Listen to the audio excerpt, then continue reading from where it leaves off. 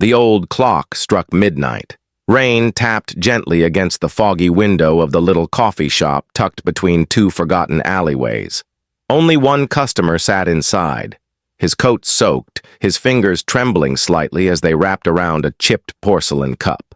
He stared into the dark brew like it could summon ghosts. And maybe, just maybe it had. The bell above the door jingled, softly, almost regretfully. A woman stepped inside. Her coat was crimson, her eyes shadowed by time, and her hands, delicate but carrying something unseen. She didn't look around.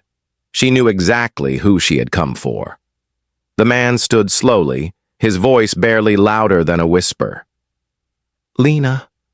She looked up, locking eyes with him. "It's been a long time since we last met," and with that one sentence, years of silence shattered like glass on concrete. They sat together without touching, without speaking for several long minutes. Outside, the world slept. But between them, time had started to breathe again.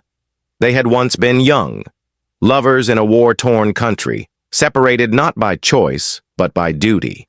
He had joined the military. She had disappeared without a goodbye. No letters, no trace. He had convinced himself she was gone. But tonight, she returned. "I waited at the bridge every year," he finally said. "On the same day, at the same hour. You never came." "I was there once," she said. Her voice cracked like dry autumn leaves. "But I saw you with someone else. I thought you'd moved on." Silence. Then a single tear. "That was my sister," he said. "She came to tell me you'd died." Lena stared at him, breathless. A single sob escaped her lips. "They lied to us both." Outside, thunder rolled in the distance. She reached into her bag and pulled out a yellowed envelope. His name was written on it in her handwriting, so familiar it hurt. "I kept it all these years. I never sent it." He took it with shaking hands and opened it. "My dearest Aaron, if you're reading this, then fate has been kind.